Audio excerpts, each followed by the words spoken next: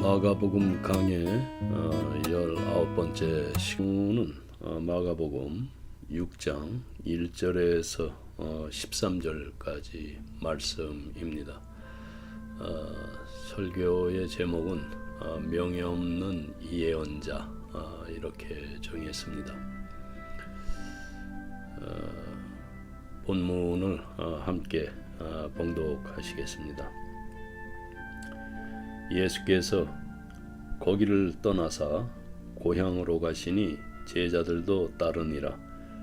안식일이 되어 회당에서 가르치시니 많은 사람이 듣고 놀라 이르되 이 사람이 어디서 이런 것을 얻었느냐? 이 사람이 받은 지혜와 그 손으로 이루어지는 이런 권능이 어찌 됨이냐? 이 사람이 마리아의 아들 목수가 아니냐? 야고보와 요셉과 유다와 시몬의 형제가 아니냐? 그 너희들이 우리와 함께 여기 있지 아니하냐 하고 예수를 배척한지라. 예수께서 그들에게 이르시되 선지자가 자기 고향과 자기 친척과 자기 집 외에서는 존경을 받지 못함이 없느니라 하시며, 거기서는 아무 권능도 행하실 수 없어 다만 소수의 병자에게 안수하여 고치실 뿐이었고, 그들이 믿지 않음을 이상히 여기셨더라. 이에 모든 촌에 두루 다니시며 가르치시더라. 12 제자를 부르사 둘씩 보내시며 더러운 귀신을 제어하는 권능을 주시고 명하시되 여행을 위하여 지팡이 외에는 양식이나 배낭이나 전대의 돈이나 아무것도 가지지 말며 신만 신고 2벌 옷도 입지 말라 하시고, 또 이르시되 어디서든지 누구의 집에 들어가든 그곳을 떠나기까지 거기 유하라. 어느 곳에서든지 너희를 영접하지 아니하고 너희 말을 듣지도 아니하거든 거기서 나갈 때에 발 아래 먼지를 떨어버려 그들에게 증거를 삼으라 하시니, 제자들이 나가서 회개하라 전파하고 많은 귀신을 쫓아내며 많은 병자에게 기름을 발라 고치더라. 네, 아멘. 마가복음 6장 그 1절에서 6절까지 여기에서의 가장 그 핵심적인 구절은 6절입니다. 그리고 13절까지 함께 보도록 하겠습니다. 6절에서 보면은 그들이 믿지 아니함을 이상히 여기셨더라. 네, 예수님이 이렇게 말씀하십니다.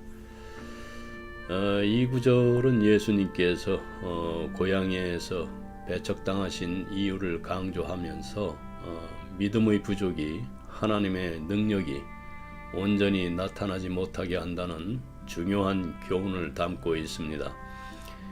예수께서 많은 기적을 행하셨지만 고향에서는 사람들이 그분을 선지자로 인정하지 않고 의심했기 때문에 큰 능력을 나타내지 않으셨습니다. 마가복음 그 6장 1절에서 13절에 오늘 본문 핵심 주제는 예수님의 그 배척과 제자들의 파송입니다. 그래서 1절에서 6절까지 그 예수님의 배척에서 보면은 예수께서 고향으로 돌아가서 회당에서 가르치셨지만은 고향 사람들은 그를 인정하지 않고 배척했습니다. 그들은 예수님을 단순히 목수의 아들로 여기며 그의 지혜와 능력을 믿지 않았습니다. 이에 예수님은 선지자가 자기 고향에서는 존경을 받지 못한다고 말씀을 하시고 그들의 불신으로 인해서 많은 기적을 행하지 않으셨습니다. 그리고 7절에서 13절을 보면은 이제 제자들의 파송인데요. 예수께서는 12 제자를 둘씩 짝지어 보내시면서 그들에게 귀신을 쫓아내고 병을 고치는 권능을 주셨습니다. 또한 여행을 위해서 최소한의 물품만을 지니고 가도록 명령하셨고 또 복음을 받아들이지 않는 곳에서는 먼지를 털어버리라고 하셨습니다. 제자들은 나가서 이제 회개를 전파하고 많은 병자를 고쳤습니다. 이 오늘 본문의 말씀은 예수님을 믿는 자와 믿지 않는 자의 차이, 그리고 제자들이 세상에 나아가서 복음을 전해야 하는 사명을 강조합니다. 여러분들은 이 말씀을 읽으면서 어떻게 받아들이셨는지 좀 각자가 나름대로 자신의 생각들을 정리를 해보시기 바랍니다. 그러면서 이 신앙의 본질을 묻는다면 여러분들은 어떻게 대답하실 수가 있는지 여러분 각자 잠시 생각해 보시기 바랍니다. 신앙생활에서 빈번히 마주치는 그 갈등 중 하나는 종교적 그 표면적 형식과 이면적 내용의 문제입니다. 이 두 요소가 그 조화를 이루는 경우 기독교 신앙은 삶 속에서 자연스럽게 실현이 됩니다. 진실한 마음과 행동이 일치하는 신앙을 기독교는 강조합니다. 그러나 둘 사이에 불균형이 생기면은 신앙은 위선적이고 그러한 외식이 되기 쉽습니다. 마가복음 그 6장 1절에서 13절은 이 갈등을 예수님의 고향 그 나사렛에서의 그 배척과 제자 파송 사건을 통해서 우리에게 극명하게 보여주고 있습니다. 이 본문과 함께 오늘은 그 요나서 또 출애굽기 그리고 사도 바울의 그 율법 이해를 통해서 진정한 신앙이란 무엇인가를 우리가 오늘 재조명하고자 합니다. 위에서 말씀드린 그 형식과 내용을 신학적 개념으로 대체하면은 다음과 같이 설명할 수가 있겠습니다. 이것을 잘 들으시고서 혼돈이 없기를 바랍니다. 그 형식이라고 제가 표현한 것은 율법 그리고 의식 그러니까 성례 ritual 그리고 교리 도그마 이러한 형식은 신앙의 그 외적인 표현과 구조를 의미합니다. 율법은 하나님의 명령과 규율을 따르는 행위를 강조하며 의식은 예배와 성례전 같은 종교적 실천을 포함합니다. 교리는 신학적 체계를 통해서 신앙을 정리하는 역할을 해주죠. 그리고 내용이라고 표현한 것은 우리가 익히 잘 알고 있는 믿음 그리고 은혜 그리고 순종 obedience grace 그리고 faith. 내용은 그 신앙의 내적인 본질과 우리의 마음 상태, 실제적인 관계를 의미합니다. 믿음은 그 하나님과의 관계에서 가장 중요한 요소죠. 은혜는 또 하나님이 주시는 구원의 선물이고 순종은 하나님께 대한 그 신실한 반응으로 단순한 그 형식적 행위가 아니라 마음에서 우러나오는 그 헌신을 포함합니다. 이러한 개념을 적용하면은 나사렛 사람들과 이스라엘 백성은 율법과 의식적으로는 이제 하나님의 백성이었지만은 믿음과 순종이 부족해서 하나님의 뜻을 거부했죠. 반면에 그 제자들과 이제 니느웨 사람들은 형식적으로는 이방인이었지만은 진정한 믿음과 또 순종을 통해서 하나님께 받아들여졌습니다. 이러한 그 신학적 개념을 통해서 성경의 메시지를 좀 더 깊이 이해할 수가 있겠습니다. 오늘 그 나사렛의 그 배척 오늘 본문 내용인데요. 그 익숙함이 나온 그 불신 이야기가 마가복음 6장 1절에서 6절입니다. 예수께서 그 고향 나사렛에서 배척받는 장면을 보여주고 있죠. 이들은 예수의 그 지혜와 능력을 보고도 그를 마리아의 아들이요 목수라면서 그저 평범한 존재로 치부해 버립니다. 그들은 예수의 그 외적 환경과 배경과 또 과거의 이미지에 매여서 그 속에 담긴 하나님의 능력과 진리를 받아들이지 못합니다. 물론 요셉의 아들이라 하지 않고 마리아의 아들이라 한 것은 요셉이 이때는 이미 죽었기 때문이기도 합니다. 그러나 이것은 내용보다 형식을 중시한 결과이고 심리학적 용어로 설명을 하면 이제 확증 편향이라고, 그러니까 무슨 말이냐면 사람들이 자신의 기존 그 생각이나 신념, 이 가치관을 그 강화하는 방향으로 정보를 선택적으로 받아들이는 그 심리적 경향을 의미합니다. 그리고 이제 또 친숙성의 역효과, 우리가 반복적으로 접한 대상에 대해서 긍정적인 감정을 느끼는 것이 아니라 오히려 그 부정적인 반응을 보이는 심리적 현상을 의미합니다. 이러한 것들이 작용한 것으로 볼 수가 있습니다. 너무 익숙한 존재는 오히려 경시되기 쉽고, 또 이전에 형성된 그 인식의 틀, 그러니까 선입견이라는 것은 그 새로운 진리를 수용하는데 장애가 되는 것은 우리가 통찰할 수가 있습니다. 오늘날 우리들의 그 개인적인 관계는 물론 사회 전반에 이러한 인식은 아주 편만하게 퍼져 있습니다. 예를 들면 이제 죄 없었던 그 사회적으로 보면은 큰 사건이 있었죠. 그 전직 대통령을 모함해서 정치적 핍박의 결과로 그를 죽음에 이르게 한 그 법과 정의가 왜곡되었던 사건이 그 확증 편향과 그 친숙성의 역효과를 극복하는 것은 그 신앙은 겸손과 열린 마음을 바탕으로 한 믿음밖에 없습니다. 그리고 우리가 오늘 또 본 제자들의 파송, 그 형식을 넘어선 삶의 실천인 그 7절에서 13절, 예수님은 12 제자를 둘씩 짝지어서 파송하시면서 아무것도 가지지 말고 떠나라고 하십니다. 이것은 단순한 형식이나 외형적 무장이 아니고 내용, 곧 복음의 권능과 신뢰를 중심으로 이제 살아가라는 주님의 요청입니다. 제자들은 병든 자를 고치고 또 귀신을 쫓아내며 회개를 선포합니다. 이처럼 내용이 참되고 진실할 때 형식은 간소해져도 능력이 나타납니다. 여기서 그 신앙의 본질은 외적 장식이나 이제 전통이 아니고 내면의 믿음과 순종이라는 점이 강조되고 있습니다.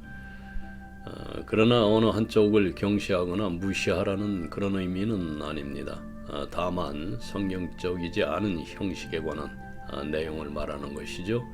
그 이단들의 경우는 이제 후자를 지나치게 강요하면서 치우쳐져 있음으로 해서 그 개인과 가정 그리고 사회에 막대한 피해는 물론 또 부정적 정서를 감염을 시킵니다.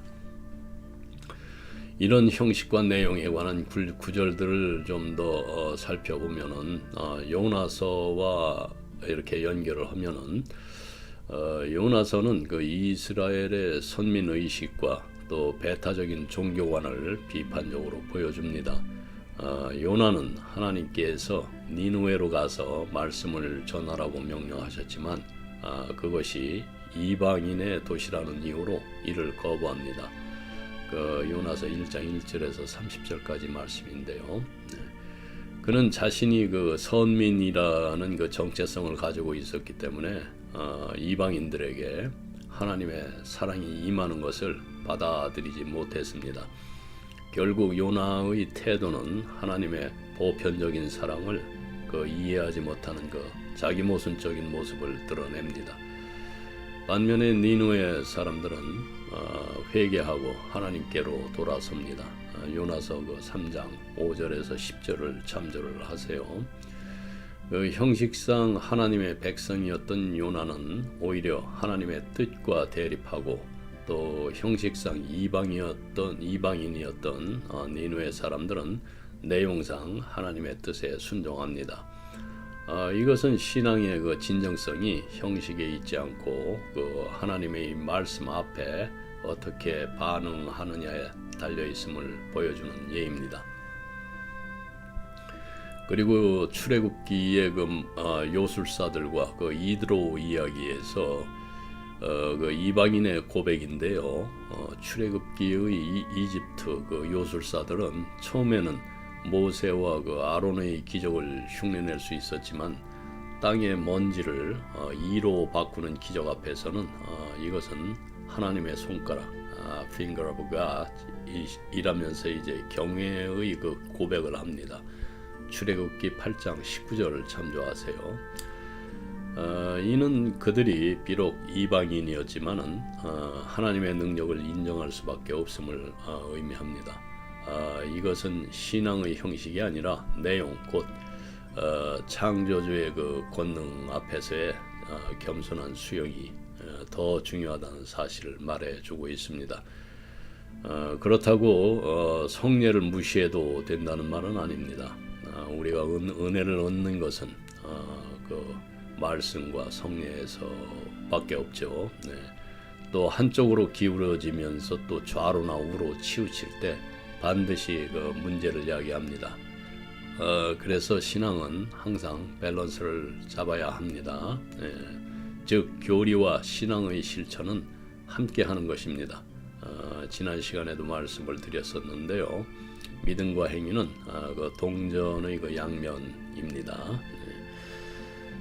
또한 모세의 그 장인이자 미디안 제사장인 이드로는 직접 하나님의 기적을 본 적도 없었지만은 들은 소문만으로 하나님을 찬양하면서 이제야 하나님이 모든 신들보다도 위대하심을 알겠노라 이렇게 고백을 합니다. 출애굽기 18장 11절을 참조하세요. 그는 내용상 하나님의 구속을 받아들였기에 참된 신앙인의 모습으로 등장을 합니다. 그리고 바울의 증언을 한번 들어보겠습니다. 그 마음의 할례를 받은 자의 언급인 그 로마서 2장 28절에서 29절. 사도 바울은 그 표면적 유대인이 아니며 표면적 육신의 할례가 아니다라고 이렇게 선언을 합니다. 그는 진정한 유대인은 마음의 할례를 받은 사람이며 이는 율법의 문자에 의한 것이 아니라 성령에 의한 것이라고 말합니다. 형식적 유대인보다 내용상 하나님 앞에 진실한 이방인이 하나님의 인정을 받는다는 선언이죠. 이것은 마가복음 6장에서의 그 제자들과 또 나사렛 사람들, 요나서의 니누의 사람들, 출애굽기의 그 이집트의 그 마술사와 또 이드로의 고백과도 일맥상통을 합니다. 그러므로 진정한 신앙의 길, 또 마가복음 6장 오늘 본문의 그 구약의 여러 본문은 형식과 내용 그 사이의 긴장을 보여줍니다.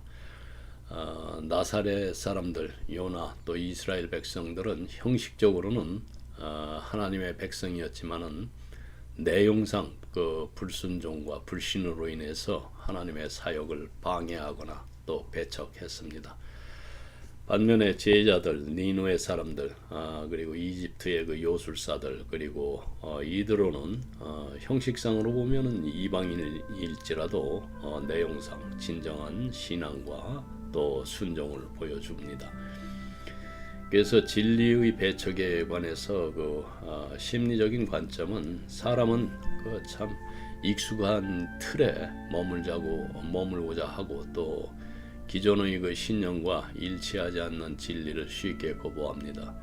그래서 한국 교회사에서도 보면은 그 1791년에 신의 박해가 있었고 또 1801년에 신유 박해, 그리고 1839년에 기해 박해, 그리고 병인 박해 1866년 이렇게 기독교에 대한 그 지속적인 탄압이 이루어졌습니다. 특히 그 병인 박해는 조선 역사상 가장 혹독한 천주교 탄압으로 기록됩니다.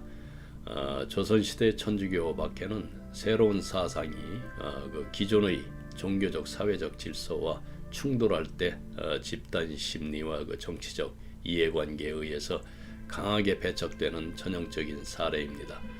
그래서 오늘날에도 대입을 해보면은 한국에서는 소위 그 진보와 보수로 나뉘어서 당파 싸움을 하죠. 예. 진보와 보수는 그 정치적 또 사회적 이념을 나타내는 개념입니다. 뭐 종교적으로는 말할 필요가 없지만 그러나 이러한 인본주의적 사상이 교회에 침투하면서 많이 교회가 오염이 됐는데요.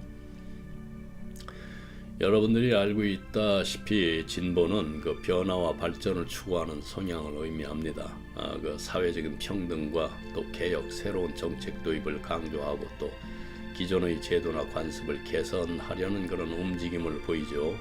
반면에 보수는 전통과 기존의 질서를 유지하려는 그 성향을 의미합니다. 그 안전성, 자유시장 경제 또 기존 가치의 보호 등을 중시하죠. 급격한 변화보다는 점진적인 발전을 선호를 합니다. 그래서 진보와 보수는 본래 긍정적인 의미를 지닌 개념이며 또 시대와 지역에 따라서 그 정의가 달라질 수가 있습니다. 또한 정치적 입장에 따라서 다양한 해석이 존재합니다. 그러나 문제는 일부 집단과 개인이 자신의 이익을 위해 이 개념을 왜곡하고 또 이용하면서 사회적으로 혐오와 증오를 조장하고 또 상대에 대한 적대감과 폭력으로 이어지는 경우가 허다하게 발생한다는 점입니다. 결국 보수와 진보의 대립이 건강한 민주주의의 그 일부일 수도 있지만은 이 죄를 관가해서는 안 된다는 말씀입니다. 극단적인 그 당파 싸움으로 변질될 경우에 그 사회적 갈등을 심화시키죠. 우리가 현실로 지금 보고 있는 사실입니다. 하지만 신앙은 그러한 심리적 방어를 넘어서서 하나님의 계시 앞에 스스로를 개방하는 태도를 요구합니다. 참된 신앙은 외적인 전통과 형식에 매이지 않고 또 진리 앞에 겸손히 반응하며 살아가는 삶입니다. 그러므로 우리는 기독교인으로서 자신들의 그 신앙의 내용을 점검하고 하나님 앞에 진실한 자로 서기를 힘써야 할 것입니다. 여러분이 교회 안에서 좌뇌 우뇌 서로 알교할 필요가 없단 말씀이에요. 이것은 요나서에서 니느웨 사람들의 그 회개와 순종을 통해서 드러나는 바와 같이 그 하나님은 형식적 신분이나 출신보다 그 사람의 마음의 중심, 태도와 반응을 보신다는 사실을 우리에게 일깨워 줍니다. 또한 그 출애굽기에서 그 요술사들과 이드로가 그 하나님의 능력을 인정하고 고백한 장면은 신앙의 본질이 형식이 아니라 하나님의 역사에 대한 겸손한 수용임을 강조합니다. 결국 참된 신앙은 마가복음에서 제자들이 가졌던 그 믿음처럼 단순하고 겸손한 복종입니다. 이것은 형식을 넘어서 하나님과의 진리와 능력을 신뢰하는 그 믿음을 바탕으로 삶의 실천으로 나타나야 합니다. 이것은 이제 일관되게 성경 전체에 흐르는 하나님의 뜻에 응답하는 자세에서 비롯이 됩니다. 요나서에서 니느웨 백성의 그 회개, 그리고 출애굽기의 그 요술사들과 이드로의 고백, 그리고 마가복음 속에서 제자들의 그 실천은 모두 형식보다 내용을 중시한 태도의 결실입니다. 이와 같은 그 성경적 사례들은 우리에게 오늘날의 신앙생활에서도 그 진정성 있는 반응과 순종이 얼마나 중요한지를 보여주고 있습니다. 여러분, 우리는 혼란스럽고 유혹이 가득한 현실 속에서 살아가고 있습니다. 이러한 환경 속에서 정직과 순종이 흔들리지 않도록 하기 위해서 우리는 어떤 가치관을 가져야 할까요? 오늘날 우리가 악의 실체에 대해서 말하거나 설교를 하면은 이원론이라는 그 비난을 받습니다. 이것은 이 세상에 실제로 두 신이 존재한다는 것을 의미하는 그 전문 용어인데요. 선한 존재인 하나님과 악한 존재인 그 사탄이 있습니다. 만약 우리를 비판하는 사람들이 우리가 사탄, 악마 또는 악의 세력의 영원한 존재를 믿는다고 주장한다면 그들은 틀렸습니다. 우리는 그렇지가 않습니다. 우리가 이 존재의 단계에서 그리스도께서 우리를 위해서 예비하신 단계로 넘어가면은 사탄은 더 이상 존재하지 않습니다. 그러나 당분간은 우리를 방해하고 혼란스럽게 하고 타락시키고 또 유혹하고 단념시키는 그 악의 세력, 즉 그리스도인을 공격하는 온갖 그 불경건한 공격은 실제합니다. 그리고 우리는 이것과 싸워야 합니다. 예수께서는 그 사탄, 마귀, 이 세상의 임금 또 악한 자에 대해서 말씀하신 것으로 보입니다. 그 요한복음 8장 44절 그리고 12장 31절 고린도후서 4장 4절 누가복음 4장 6절 참조하시기 바랍니다. 바울은 사탄 그리고 이 세상의 신 마귀에 대해서 썼고 또 에베소 6장에서 그리스도인의 싸움, 즉 정사와 권세와 이 어둠의 세상 주관자들과 하늘에 있는 악의 영들에 대해서 이야기합니다. 에베소서 6장 12절을 참조하세요. 베드로는 독자들에게 그들의 대적 마귀가 우는 사자와 같이 두루 다니며 삼킬 자를 찾는다고 또 경고했습니다. 베드로전서 5장 8절에서 9절 말씀입니다. 야고보는 마귀를 대적하라. 그리하면 마귀가 너희를 피하리라. 또 조언합니다. 야고보서 4장 7절. 요한은 마귀의 자녀들, 마귀의 일들에 대해서 여러 번 언급하면서 그리스도인의 싸움에 대해서 말하면서 독자들에게 너희 안에 계신 이가 세상에 있는 자보다 크시다 이렇게 일깨워 줍니다. 요한일서 4장 4절의 말씀입니다. 우리가 그 중세의 조잡함으로 돌아가서 악마의 그림 갤러리를 온통 그려낼 필요는 전혀 없습니다. 하지만 적대자가 없고 의심과 두려움을 심는 자도 없고 우리의 최선의 노력을 타락시킬 유혹자가 없다고 생각하는 것, 이것 역시 마찬가지로 굉장히 비현실적입니다. 예수님은 사탄이라는 이름을 사용을 하셨습니다. 이 악한 세력에 대한 것이었는데 아마도 예수님 당시에 널리 퍼져 있었고 그의 말을 듣는 사람들이 그가 무슨 말을 하는지 알 수 있었기 때문일 것입니다. 그러나 예수님은 하나님의 존재에 대해서 결코 논쟁하지 않았던 것처럼 언제든 파괴하거나 타락시킬 수 있는 이 악한 세력을 삶의 그 사실로 받아들였습니다. 베드로가 예수님의 진정한 모습을 보도록 그 영감을 받았을 때 예수님께서 그에게 주신 통찰력을 칭찬하셨지만 거의 즉시 하나님의 계획에 어긋나는 길을 제안한 그를 사탄이라고 엄하게 꾸짖으셨다는 점은 주목할 만합니다. 마태복음 16장 23절의 내용입니다. 제가 최근 책에서 발췌한 내용을 좀 인용을 하겠습니다. 침묵 속에서 그리고 마음속으로 개인적인 기도를 해본 사람이라면 제가 말하는 그 악마의 간섭이 무엇을 뜻하는지 알 것입니다. 악의 세력은 하나님의 뜻에 반대합니다. 그리고 사람의 뜻이 하나님의 뜻에 가까울수록 이러한 반대는 더욱 분명하고 강하며 무섭게 드러납니다. 우리가 마귀와 거의 같은 방향으로 나아갈 때만 우리는 어떤 반대도 의식하지 못합니다. 이 내용은 제 자신의 삶과 또 기독교인들, 친구들 및 우리의 경험에 완전히 부합합니다. 신약 성경이 그토록 사실적으로 말하는 그 싸움은 여전히 치열하며 무엇에 대한 싸움이죠? 네, 죄에 대한 전쟁입니다. 모든 그리스도인은 피 흘리도록 싸워야 하는 그 싸움에 휘말려 있습니다. 이것이 바로 고대 기록들이 오늘의 그 현대인의 귀에 그토록 진실되게 들리는 또 다른 이유이기도 합니다.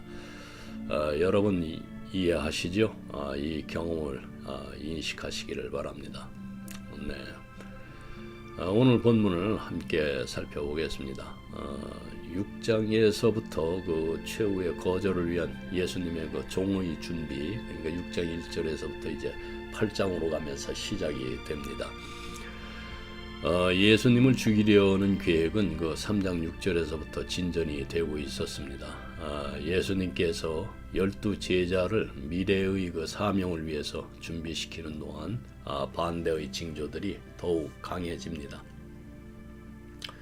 그래서 그 예수님의 거절이 심화되지요. 6장 그 전체가 그렇습니다. 1절에서 29절까지.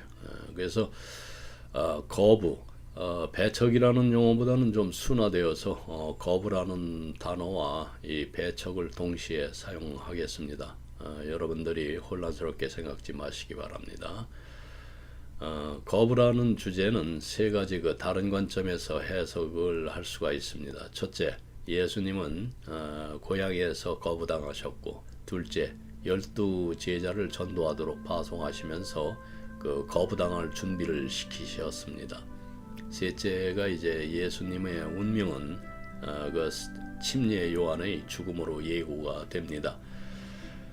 그래서 6장 1절에서 6절까지는 그 나사렛에서의 배척인데요. 6장 1절에서 3절 말씀까지 한번 보겠습니다. 1절 고향으로, 그러니까 가버나움에서 그분의 고향 나사렛으로의 그 전환을 보여줍니다.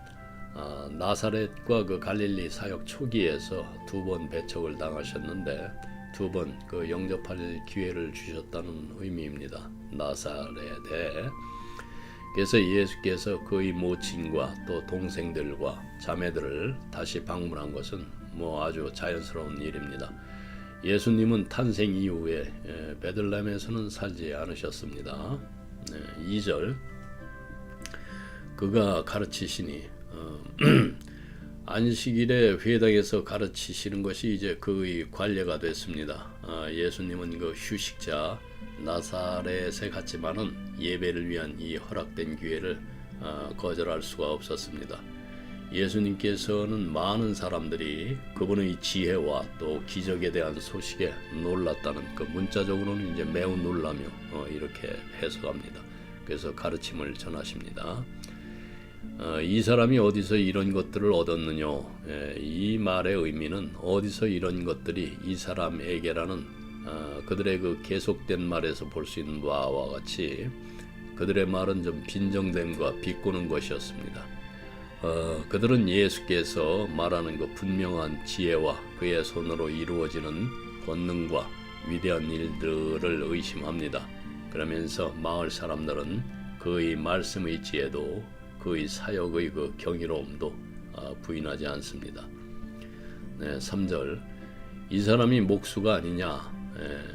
그럼에도 불구하고 예수님에 대한 이제 의문이 제기가 되는데 주로 그분이 평범한 사람으로 보인다는 점입니다. 이 사람은 목수요 마리아의 아들이 아니냐?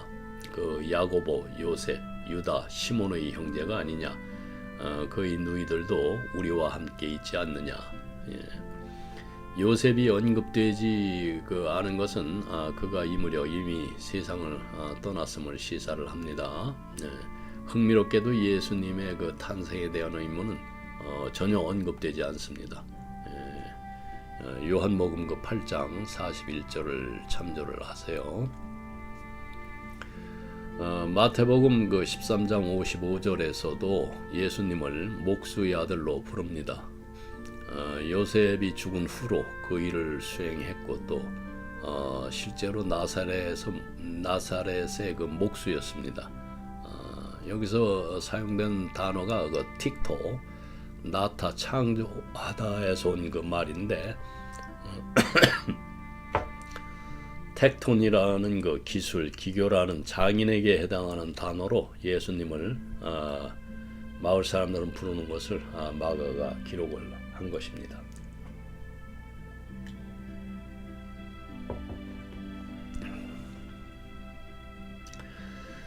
예수님이 목수인 것을 안 그들은 지금 자신들의 눈으로 본 것과 귀로 들은 모든 것 모두를 이렇게 이제 애누리에서 생각을 합니다.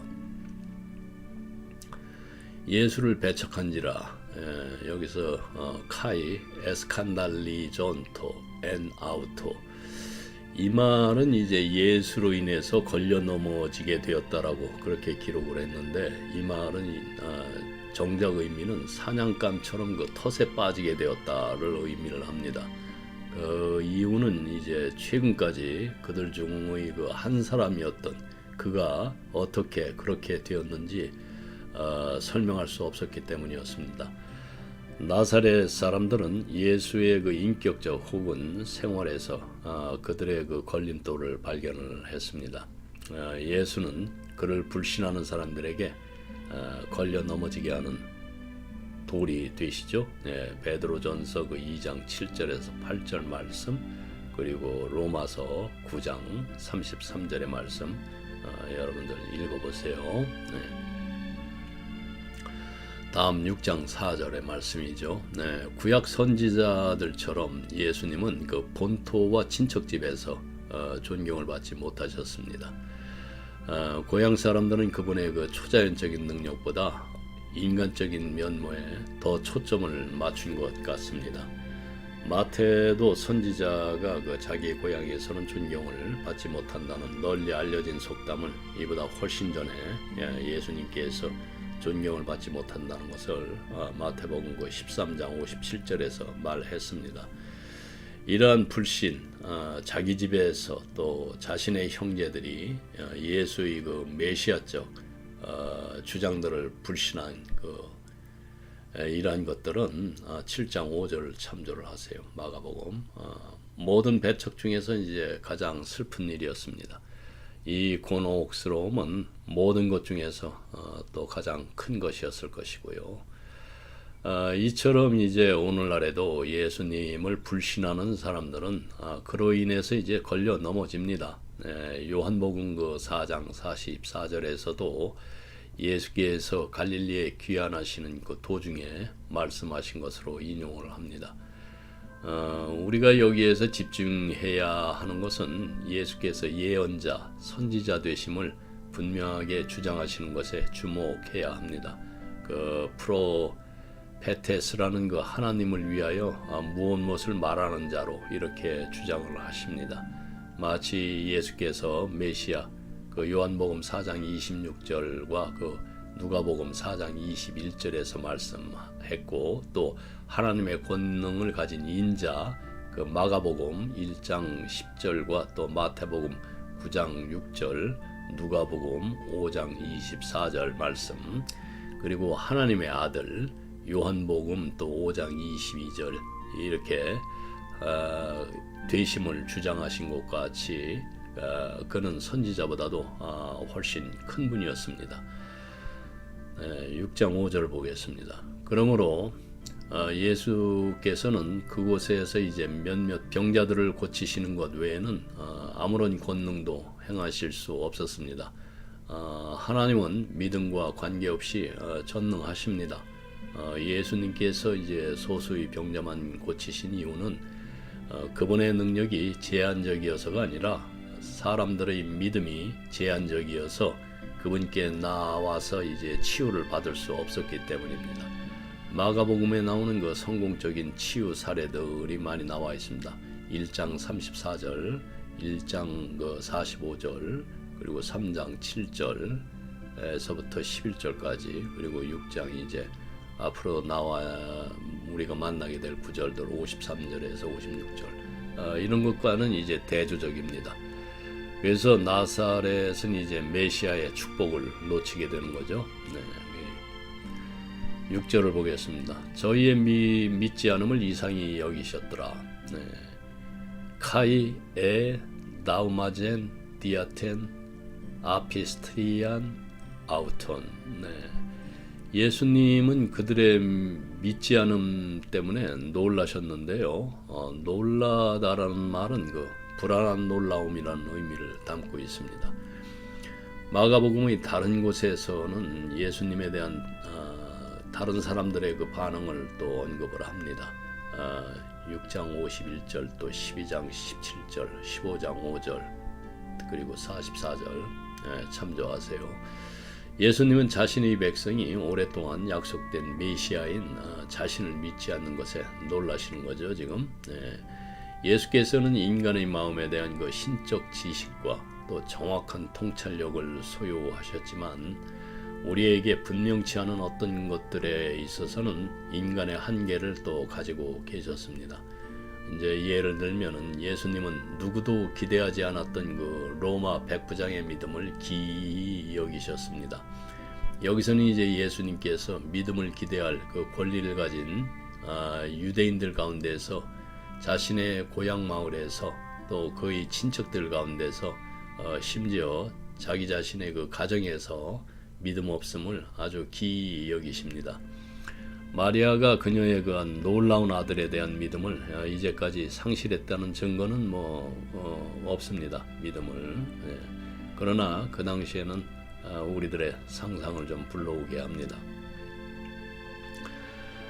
모든 촌에 두루 다니시며 가르치시더라. 예수께서는 거절당하신 후에도 머뭇거리지 않으시고 나사렛 주변의 마을들을 돌아다니며 가르치셨습니다.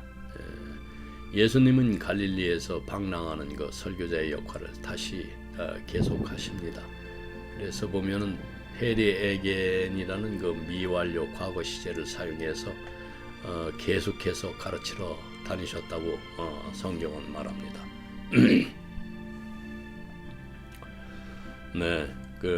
이제 이스라엘 전역에서 배척당하시는데요. 6장 7절에서 13절까지를 좀 보겠습니다. 지금까지 제자들은 예수님의 사역을 지켜보는 구경꾼이었지만은 이제 그들은 사람을 낚는 초기 단계를 시작할 것입니다. 12 제자를 파송하는 일이 예수님께서 나사렛을 순회하신 일과 동시에 이루어졌는지는 우리가 정확히 알 수는 어렵습니다. 그러나 제자들은 호수 근처에 있던 가버나움에서 다시 모인 것으로 보여집니다. 그래서 7절을 보면은 둘씩 디오 예수님은 그들을 둘씩 짝지어 보내셨는데 따라서 6쌍의 사도들은 6 다른 방향에서 이제 갈릴리를 여행할 수가 있죠. 마가는 그들을 내보내기 시작했다 이렇게 표현합니다. 그 제어하는 권능을 주시고 이렇게 말씀하신 것은 병을 치료하는 능력을 묘사하기 위해서 마가가에게 택한 문구이죠. 그래서 둘씩 짝지어 보내는 것. 이것은 이제 증인으로서 그 신명기 17장 그 6절에 보면은 그 사람을 죽어야 될 사람을 죽일 때 두세 사람이 증인을 쓰게 합니다. 그래서 그것과 관련이 있습니다. 뿐만 아니라 그들을 이제 지지하기 위해서이기도 하고요. 분명히 이제 12 제자는 그리스도의 대리자로서 기능을 하죠. 그리고 그분께서 그들에게 더러운 영들을 제어하는 그 권능을 계속해서 주시면서 이 권능을 주는 것을 그 미완료 시제인 그 에디듀 주시고 있었다 이렇게 말씀하십니다. 성경이 말씀하세요. 그래서 이스라엘 전역으로 그분의 사역을 이제 확장합니다. 마가는 귀신을 쫓아내는 예수님의 권능을 강조를 했고 제자들은 예수님의 이름으로 이 권능을 행사하면서 이스라엘에게 예수님을 상기시키십니다. 그들은 이제 전파하고 치료해야 했죠. 그래서 이 부분은 누가복음 9장 1절과 마태복음 10장 7절을 또 참조를 하세요. 즉 전도자 이제 선교사가 된 것입니다. 6장 8절에서 9절 말씀. 예수님은 이제 그들에게 선교 여행에 필요한 짐을 아주 적게 지참하라고 이렇게 명령하십니다. 그들은 가벼운 지팡이 외에는 허락되지 않았는데 모든 여행자와 순례자는 당시에 지팡이를 갖고 다녔습니다. 이 훈계의 정신을 이해하는 사람들은 결코 헛되이 일하지 않을 것이겠죠. 이런 긴박감과 믿음이 그들에게 주어집니다. 지팡이는 허용되었지만은 여행자들이 여분의 물품을 운반하는데 사용하는 그 가방과 같은 그 또 추가 식량은 허용되지 않았고, 또 아니면 구리 동전과 같은 잔돈조차도 허용되지 않았습니다. 그 샌들과 튜닉이라는 것은 이제 천주교에서 그 여러분들이 보셨는지 모르겠는데, 미사 때 보면 신부님들이 입는 헐렁한 긴 외투처럼 생긴 것이 있습니다. 그래서 중동 지방에서는 그것을 착용해야 했지만은 이것이 이제 밤 공기로부터 보호해줄 이제 여분의 튜닉은 가져갈 수가 없었습니다. 물론 이제 여분의 샌들도 신발도 허락지 않았습니다. 둘이라고 이렇게 표현된 것은 상당한 그 부의 표시였습니다. 이러한 지시는 이 특정 임무에만 이제 국한이 되었고, 그 악마에 대한 그들의 힘도 좀 제한이 되었습니다. 10절에서 11절, 환대는 이제 하나님께서 그들을 돌보시는 하나의 방법이었죠. 환대를 받으면은 그들은 그 도시를 떠날 때까지 거기에 머물러야 했습니다. 거기 유하라 이렇게 말씀하신 것은 그 침착하지 못하고 아니면 불만스러운 태도를 피해야 했고, 또 가정을 선택하는 일에 있어서 주의를 기울여야 했습니다. 그렇다고 초청을 거절하는 것은 아닙니다. 하지만 제자들은 배척당할 것을 예상할 수도 있었습니다. 온 도시가 그들을 받아들이지도 또 듣지도 않을 수도 있었고, 따라서 환대가 부족할 것이었고, 도시 전체가 배척당할 때마다 그들은 그 발밑에 먼지를 털어버려 자신들을 향한 증거로 이렇게 삼아야 했습니다. 유대인 여행자들은 그 이스라엘로 돌아오기 전에 샌들과 옷에서 이방인 땅의 먼지를 털어냈습니다. 제자들의 이러한 행동은 이 유대 도시의 주민들이 이방인과 같다는 것을 보여주는 신호였습니다. 사도행전 그 13장 51절을 참조하세요. 예수님은 당신의 그 사자를 거부하는 도시가 심판날에 소돔과 고모라, 그 창세기 19장에 나오는 그것보다도 더 끔찍한 운명을 겪을 것이라고 선언하십니다. 마태복음 10장 14절에서 15절을 참조를 하세요.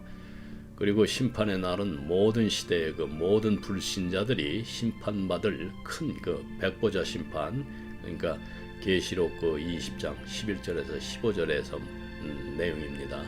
이것을 가리킵니다. 12절에서 13절, 회개하라 전파하고, 요약적인 표현인데요. 이것은 침례 요한 그 마태복음 3장 2절에 침례 요한과 그 예수님의 그 메시지죠. 마가복음 1장 15절을 다시 참조를 하세요.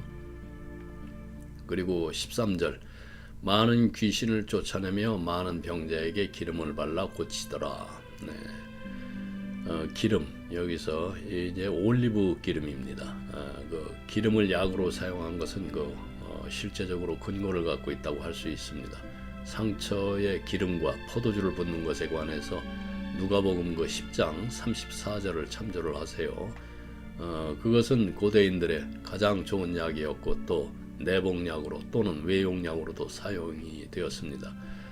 그것은 때로는 이제 목욕 후에도 사용되었고, 또 파피리는 그것에 많은 신뢰를 제공하고 있습니다. 오늘날에도 그 1세기에 그랬듯이 우리는 하나님과 약을 소유합니다. 하나님은 우리가 약과 의사를 사용할 때 자연을 통해서 실제적인 치료를 행하십니다. 자, 본문 전체 이제 1절에서 6절 그리고 6절에 7절에서 13절을 의역을 해서 내용을 전체적으로 한번 다시 살펴보도록 하겠습니다. 먼저 1절에서 6절까지 보죠. 그때에 예수께서 그 지방을 떠나 자기 고향으로 오셨고 제자들도 따라갔다. 안식일이 되자 예수께서 회당에서 가르치기 시작하셨다. 회중은 듣고 깜짝 놀라서 이렇게 말하였다. 그는 어디서 이 모든 것을 얻었을까? 그가 받은 이 지혜는 무엇이고 그가 할 수 있는 이 놀라운 일들은 어떻게 하는 이제 물음표를 갖죠. 그는 단지 목수 마리아의 아들 야고보, 요셉, 유다, 시몬의 형제일 뿐인데, 그리고 그의 자매들은 우리와 함께 여기 지금 살고 있고, 이제 예수님은 야이로의 집을 떠나서 자신의 고향인 그 나사렛으로 향했습니다. 그는 그곳에서 자랐고 목수로 일했죠. 마태는 그러한 방문을 기록했고 누가도 그렇게 기록했습니다. 예수가 고향을 단 한 번만 방문했다고 생각할 이유는 없습니다. 예수님의 그 생명을 위협하는 살인 시도로 끝난 그 누가복음 4장에 묘사된 그 방문이 그의 마지막 방문이었을 가능성이 크지만 말입니다. 그리고 그들은 예수님을 조롱하였습니다. 그러나 예수께서 그들에게 말씀하셨습니다. 어떤 예언자도 자기 고향이나 자기 친척이나 자기 집에서만 존경을 받지 못하는 법이요. 그런데 예수께서는 거기서 몇몇 병자에게 손을 얹어 고쳐주시는 것 외에는 아무런 기적도 행하실 수 없었습니다. 그들의 믿음이 부족한 것이 예수님을 놀라게 하였습니다. 예수께서는 안식일에 회당에서 다시 한번 말씀하셨는데, 이번에는 평생 그를 알고 지낸 사람들로 구성된 회중에게 이제 말씀하신 것입니다. 그들은 그가 자라는 것을 보았고 또 목수로서 일하는 것을 보았으며 그의 형제 자매들은 여전히 그들 사이에서 살고 있었습니다. 우리는 그들이 예수님의 말씀의 권위와 능력에 놀랐을 것이라고 쉽게 상상할 수 있으며, 그들은 치유자로서의 그의 명성을 잘 알고 있었습니다.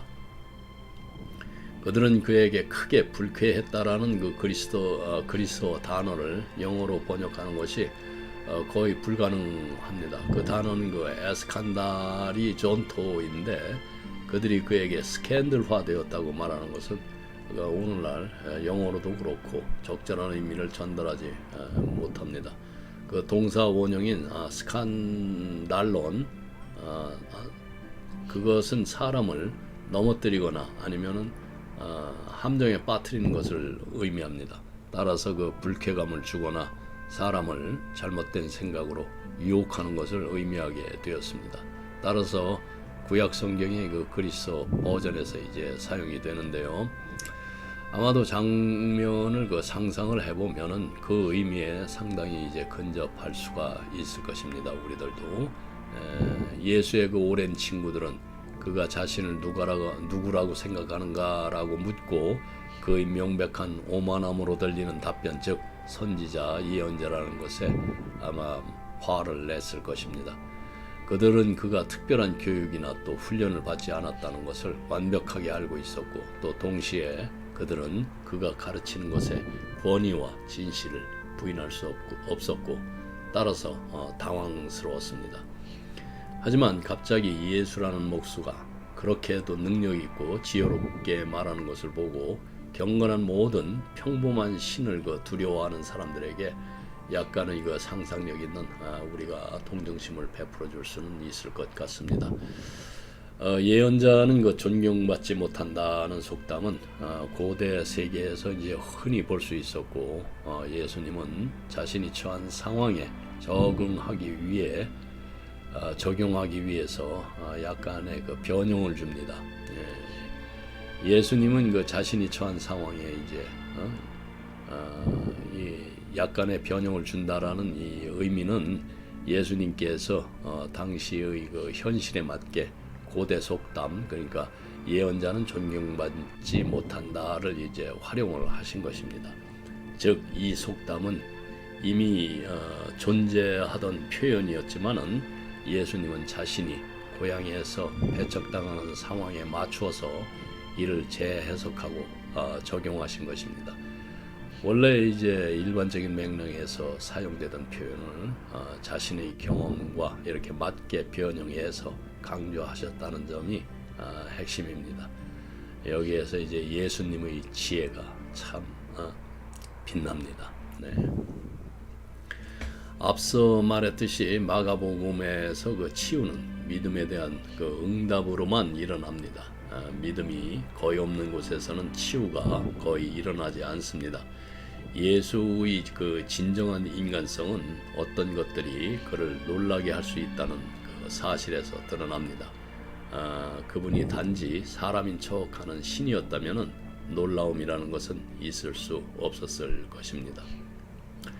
네, 다음 그 12제자가 이제 복음을 전파하기 위해서 파견되지요. 7절에서 13절. 그리고 나서 그는 이제 마을을 돌면서 가르치기를 계속했습니다. 예수는 12제자를 불러 모아 둘씩 짝지어 보내면서 악령들을 그 물리칠 권능을 주셨습니다. 그는 그들에게 길을 떠날 때 지팡이 외에는 아무것도 가지지 말라고 지시하셨습니다. 빵도 가방도 주머니도 돈도 가지고 가지 말라고 지시하죠. 네. 샌들을 신고 한 벌 이상의 옷을 가지고 가지 말라고 또 지시합니다. 그리고 그는 그들에게 말합니다. 어디에 있든 집에 들어가면 그곳을 떠날 때까지 거기에 머물러라. 그리고 사람들이 당신을 환영하지 않거나 당신이 하는 말을 듣지 않는 곳이면 그들을 떠나서 그들에게 항의하는 의미로 발에서 먼지를 털어내라. 그래서 그들은 나가서 사람들이 그들의 모든 견해를 이제 바꿔야 한다고 공개적으로 전파합니다. 그들은 많은 악령들을 쫓아내고 많은 병자에게 기름을 바르고 그들을 고칩니다. 이제 예수께서는 주변 마을들을 돌면서 가르치는 여행을 떠나시며 그를 돕기 위해서 12제자를 이제 보내셨죠. 물리적으로 말하면은 이제 가능한 가장 단순한 장비이지만은 영적으로는 악령을 정복할 수 있는 힘을 얻습니다. 이것은 이제 특공대와 같은 습격의 게릴라 같은 성격을 띠고 있었습니다. 주저하는 사람을 설득하거나 적대적인 사람을 달래는데 시간을 허비할 수 없었기 때문이죠. 예수님의 계획은 이 시점에서 왕국의 그 기본 메시지를 가능한 한 널리 퍼뜨리는 것 같습니다. 이 사명은 결코 완전히 성공적이지 않았지만 말입니다. 네, 오늘은 여기까지 하도록 하겠습니다. 네, 기도하겠습니다.